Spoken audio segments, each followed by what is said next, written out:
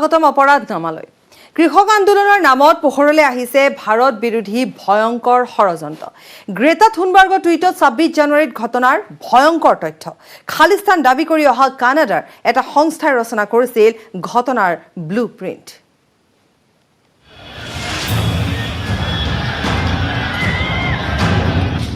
কৃষক আন্দোলনৰ নামত ভাৰত বিৰোধী ভয়ংকৰ ষড়যন্ত্ৰ গ্ৰেটা থুনবাৰ্গৰ টুইটত ওলাল 26 জানুৱাৰীৰ ঘটনাৰ ব্লুপ্ৰিণ্ট পোহৰলৈ আহিল খালিস্তান দাবী কৰি অহা কানাডাৰ এটা সংস্থাই ৰচনা কৰা পাৱাৰ পইণ্ট টুলকিট পৰিৱেশ কৰ্মী গ্ৰেটা থুনবাৰ্গ 18 বছৰীয়া এগৰাকী পৰিৱেশ কৰ্মীৰ এটা টুইটে সৃষ্টি কৰিছে খলকনিৰ গ্ৰেটা থুনবাৰ্গে ভাৰতৰ কৃষক বিদ্ৰোহক সমৰ্থন কৰি দিয়া এটা টুইটৰ সৈতে আপলোড হ'ল 26 জানুৱাৰীত দিল্লীত সৃষ্টি হোৱা হিংসাত্মক প্ৰতিবাদ তথা ভাৰত বিদ্বেষী কাম-কাজৰ ষড়যন্ত্ৰৰ ব্লুপ্ৰিণ্ট কেৱল সেয়াই নহয় টুইটটোৰ সৈতে আপলোড হোৱা ডকুমেণ্টত আছে কৃষক বিদ্ৰোহটোক বিশ্বজুৰি প্ৰচাৰ কৰাৰ কৌশল স্পষ্ট হৈ পৰিল গ্ৰেটা থুনবাৰ্গ ৰিহানাকে ধৰি বিশ্বৰ হাই প্ৰফাইল কেইবাজনো চেলিব্ৰিটিয়ে ভাৰতৰ কৃষক বিদ্ৰোহক সমৰ্থন জনাই কৰা টুইটটো আছিল সম্পূৰ্ণ পৰিকল্পিত গ্ৰেটা থুনবাৰ্গে নিজৰ ভুল ধৰিব পাৰি টুইটটো ডিলিট কৰে যদিও তাৰ পূৰ্বেই বহুজনে বন্দী কৰি ৰাখে থুনবাৰ্গৰ টুইটৰ স্ক্ৰীনশ্বট প্ৰমাণ থাকি গ'ল ভাৰত বিদ্বেষী ষড়যন্ত্ৰৰ সকলো তথ্য গ্ৰেটা থুনবাৰ্গৰ টুইটত আপলোড হোৱা তথ্যৰ পৰা চৰকাৰী এক সূত্ৰই প্ৰকাশ কৰিছে এই ষড়যন্ত্ৰ ৰচিছিল পিছ ফৰ জাষ্টিছ নামৰ এটা সংস্থাই কানাডা নিবাসী মো ধালিয়াল নামৰ স্বঘোষিত খালিস্তানৰ সমৰ্থন জনাই অহা এজন লোকে প্ৰতিষ্ঠা কৰা সংস্থাটোৰ লক্ষ্য আছিল ভাৰতৰ স্বাৰ্থ বিঘ্নিত কৰা দেশৰ স্বাৰ্থ বিঘ্নিত কৰা এনে ষড়যন্ত্ৰৰ তথ্য অপ্ৰত্যাশিতভাৱে পোহৰলৈ অহাৰ পিছতে সৃষ্টি হৈছে ব্যাপক প্ৰতিক্ৰিয়াৰ news desk report news 18 Assam north east যোৰহাটত ভয়ংকৰ ৰূপত চানি ধৰিছে ড্ৰাগছৰ বেহাই একাংশৰ হাতে হাতে আহি পৰিছে অবৈধ মাৰণাস্ত্ৰ বৃহস্পতিবাৰে যোৰহাট নগৰ আৰক্ষীয়ে বিশেষ সূত্ৰৰ পম খেদি আৰম্ভ কৰে এক ড্ৰাগছ বিৰোধী অভিযানত আৰক্ষীয়ে কৰায়ত্ব কৰে কিশোৰসহ 4 অস্ত্ৰধাৰীক কৰায়ত্ব কৰিবলৈ সক্ষম হয়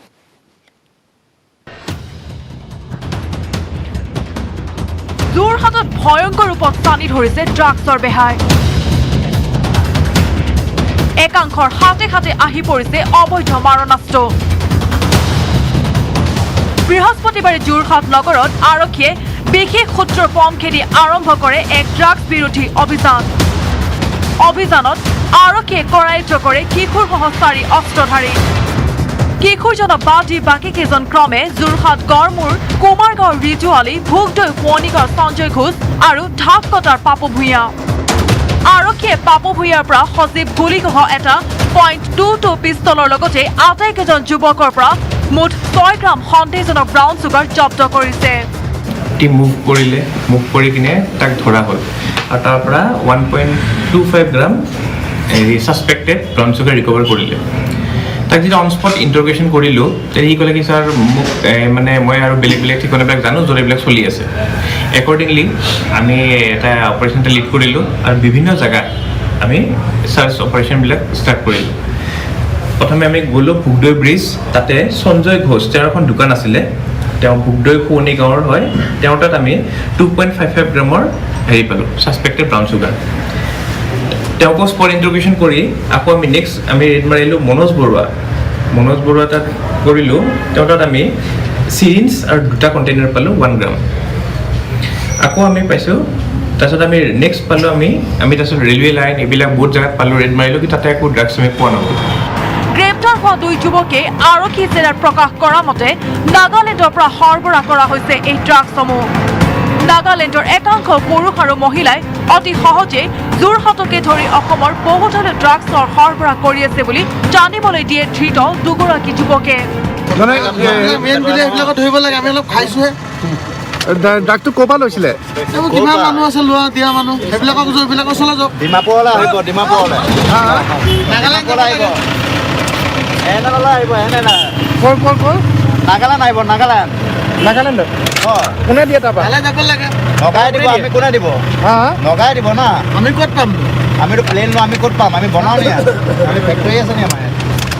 উল্লেখ্য যে উজনি অসমত সংঘটিত বহু অপৰাধমূলক কাৰ্য নিয়ন্ত্ৰিত হৈ আহিছে নাগালেণ্ডৰ পৰা ড্ৰাগছৰ বিৰুদ্ধে সমান্তৰালভাৱে নাগালেণ্ডতো অভিযান চলালেহে এই মাৰাত্মক ব্যৱসায় ৰোধ হোৱাৰ সম্ভাৱনা আছে যোৰহাটৰ পৰা Gautam Bora news 18 Assam north east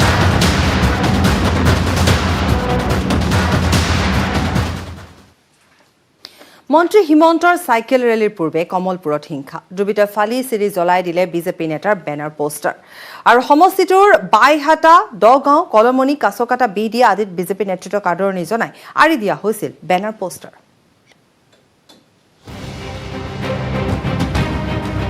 নিৰ্বাচনৰ দিন ধাৰ্য নহওঁতেই ৰাজ্যত আৰম্ভ নিৰ্বাচনী হিংসা বিজেপিৰ চাইকেল সমদলৰ প্ৰাক্ষণত কমলপুৰত নিশা দুৰ্বৃত্তই ফালিলে বেনাৰ পোষ্টাৰ শুকুৰবাৰৰ বিজেপিৰ চাইকেল সমদলৰ বাবে অংশগ্ৰহণকাৰী দলটোৰ শীৰ্ষ নেতৃত্বক আদৰণি জনাই সমষ্টিটোৰ বাইহাটা দগাঁও কলমনি কাছকাটা বিহদি আদি এলেকাত প্ৰাক্তন বিধায়ক ডক্টৰ যাদৱ চন্দ্ৰ ডেকাৰ নামত আঁৰি দিয়া হৈছিল বহু বেনাৰ পোষ্টাৰ পিছে বৃহস্পতিবাৰে কোনো দুষ্কৃতিকাৰীয়ে ফালি চিৰি নি জ্বলাই দিয়ে এই বেনাৰ পোষ্টাৰসমূহ এই ঘটনাত তীব্ৰ প্ৰতিক্ৰিয়া প্ৰকাশ কৰি দুৰ্বৃত্তক কৰায়ত্ব কৰাৰ দাবী তুলিছে বিজেপি কৰ্মীয়ে কমলপুৰ সমষ্টিৰ জনপ্ৰিয় নেতা ডক্টৰ যাদৱ চন্দ্ৰ ডেকাদেৱে কিছু বেনাৰ পোষ্টাৰিঙৰ আয়োজন কৰিছিল কমলপুৰ সমষ্টিত আমি যোৱাকালি 1000মান প্ৰায় বেনাৰ পোষ্টাৰ গোটেই সমষ্টিতে আঁৰিছিলোঁ আৰু সেই বেনাৰ পোষ্টাৰবিলাক যোৱাকালি ৰাতি কিছুমান দুষ্কৃতিকাৰীয়ে ফালি চিৰি জ্বলাই পেলাই আনহাতে ঘটনাত বিৰোধীৰ হাত থকাৰ সন্দেহ কৰিছে শাসকীয় দলৰ সদস্যই বাইহাটাৰ পৰা Srimanta Das news 18 Assam north east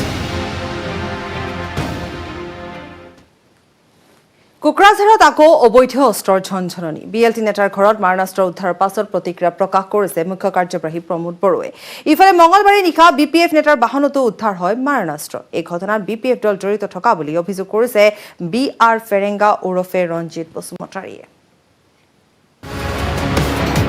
বুধবাৰে কোকৰাঝাৰত এখন স্কৰ্পিঅত উদ্ধাৰ হৈছিল বৃহৎ পৰিমাণৰ মাৰণাস্ত্ৰ এই স্কৰ্পিঅ' গাড়ীখনৰ গৰাকী প্ৰাক্তন বিএলটি নেতা জনমোহন মুছাহাৰী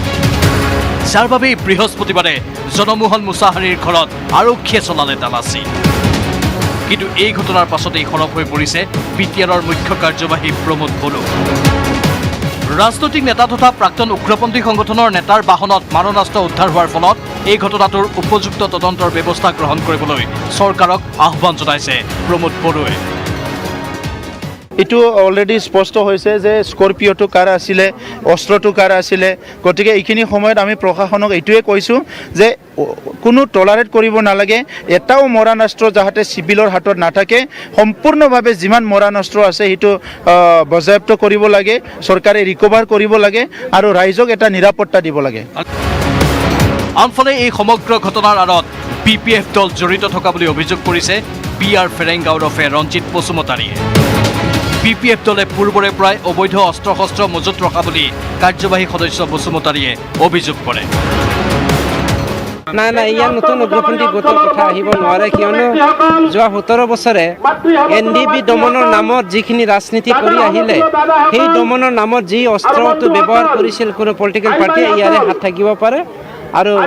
গাড়ীখন য'ত নেকি তেওঁলোকৰ উদ্ধাৰ হৈছে বিপিএফ পাৰ্টিৰ ইনডাইৰেক্টলি ইয়াত বিপিএফ জড়িত বুলি আমি সন্দেহ কৰিছোঁ মুঠতে বিধানসভা নিৰ্বাচনৰ আগে আগে এনেধৰণে মাৰণাস্ত্ৰ উদ্ধাৰক লৈ তীব্ৰ চাঞ্চল্যৰ সৃষ্টি হৈছে কোকৰাঝাৰত এতিয়া সকলো স্পষ্ট হ'ব আৰক্ষীৰ নিৰপেক্ষ তদন্ত বঙাইগাঁৱৰ পৰা Upananda Sharma news 18 Assam north east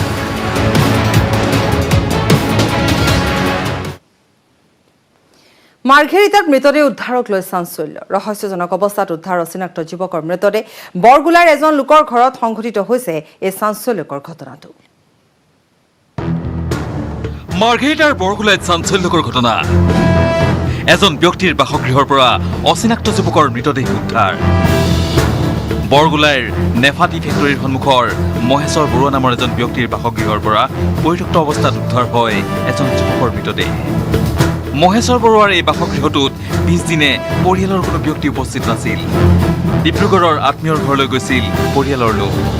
পিছে বৃহস্পতিবাৰে নিশা ঘৰলৈ আহি এই দৃশ্য দেখি হতচকিত হৈ পৰে পৰিয়ালটো আৰু লগে লগে স্থানীয় মাৰ্ঘেৰিটা আৰক্ষীক অৱগত কৰে পৰিয়ালটোৱে বাৰাণ্ডাখনৰ দৰ্জাখন ভিতৰৰ ফালৰ পৰা খোলোতে মায়ে চিঞৰ এটা মাৰি দিলে মই তেতিয়া ওপৰৰ ফালৰ পৰা ফাকেদি ডেড বডি এটা দেখিলোঁ ওলমি আছে পৰিত্যক্ত অৱস্থাত আৰু বাৰাণ্ডাত আপোনাৰ বাৰাণ্ডা হয় এইখিনি বেক চাইডে এইফালে ৱালখন আছে ৱালৰ এইটো চাইডে আপোনাৰ খালী মাটি আছে হয়তো সেইফালৰ পৰা আহিছে নেকি এইফালৰ পৰা যোৱা কোনো সুবিধা নাই মানুহ নাছিলে 15 তাৰিখত তালৈ গৈছে ডিব্ৰুগড়লৈ তাৰপিছত আমি থ'বলৈ আহিছিলোঁ আমিতো গম নাপাওঁ আমি দেখাও মানে মইতো চিনি নাপাওঁ মই ইমান আহি থকা নহয় এতিয়া পুলিচে গম পাব কি কৰিব কি নাই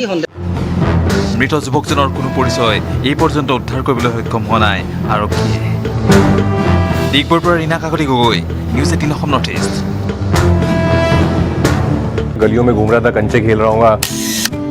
Can I have your card? Actually, card is right now not with me. Business card. She does carry a business. Fantastic. और अभी वो 10 साल के हैं और एक 13 साल की है एक ऑलरेडी टेक्नोप्रेन्योर है उनकी अपनी कंपनी है जो जुनेरा है और श्रीनिका है वो 10 साल की है वो ओडिसी डांस करती है इतना अच्छा नेशनल लेवल पे मैंने श्रीनिका को रिक्वेस्ट किया कि मुझे थोड़ा डांस सिखाएं क्योंकि मुझे डांस बेहद पसंद है बहुत टफ था बस मैं कर नहीं पाया 1, 2, 3. Rishtadhanu 4, 5, 6, 7. Wow. तुमने माखन खाया पक्का झूठ इधर आओ ये हांडी किसने तोड़ी उसने तोड़ी तुमने कुछ नहीं किया हाँ और ये हाथ पे क्या लगा हुआ है इतना सारा माखन उसने लगाया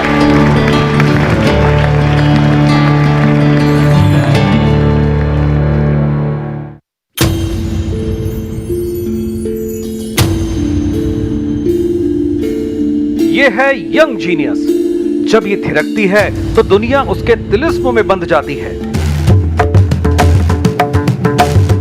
ये है यंग जीनियस जिसे ओडिसी डांस की वंडर किड का नाम मिला है जो इंडिया इंटरनेशनल डांस फेस्टिवल के मंच पर उतरी तो लोग हैरान रह गए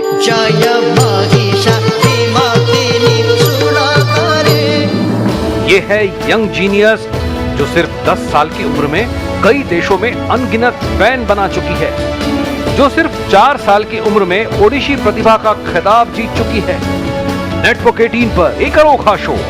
दंग करने वाली बेंगलुरु की श्रीनिका पुरोहित के साथ मेरा नाम श्रीनिका है मैं 10 साल की हूँ मैं एक ओडिसी क्लासिकल डांसर हूँ and I am from Bangalore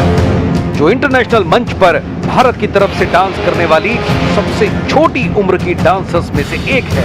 जो सिंगापुर, जापान और अमेरिका में डांस शो करके धूम मचा चुकी है ओडिसी एक बहुत ग्रेसफुल और ब्यूटीफुल डांस फॉर्म है मुझे ओडिसी को ऊंचाई पर लेके जाना है और मुझे भी एक बहुत फाइन ओडिसी डांसर बनना है जिसका घर और घराना ही ओडिसी डांस में रचा बसा है जो अपनी मां के साथ मंच पर मुद्राएं बनाती है तो अलौकिक माहौल बन जाता है जिसने 4 साल की उम्र से खिताब जीतने शुरू किए जो न सिर्फ अपनी मां बल्कि अपनी दादी से भी नृत्य की बारीकियां सीखती रही आ रही है ये यंग जीनियस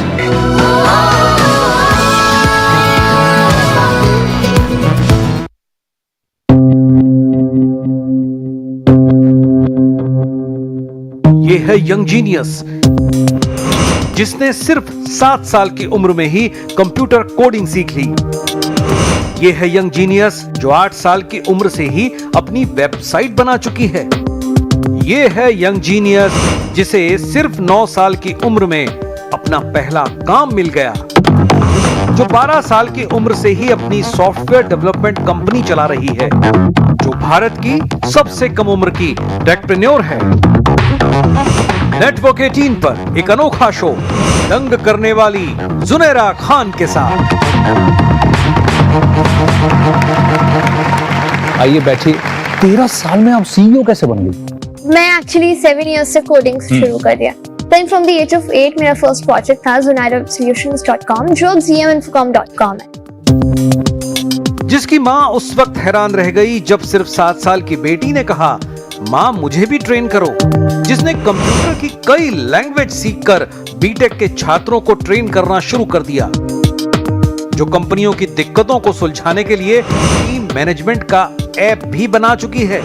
जिसे दिल्ली पब्लिक स्कूल ने अपना डिजिटल एम्बेसडर बनाया है।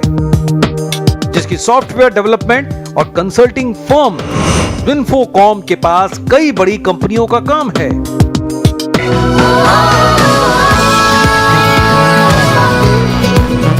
মই ব্যৱহাৰ কৰোঁ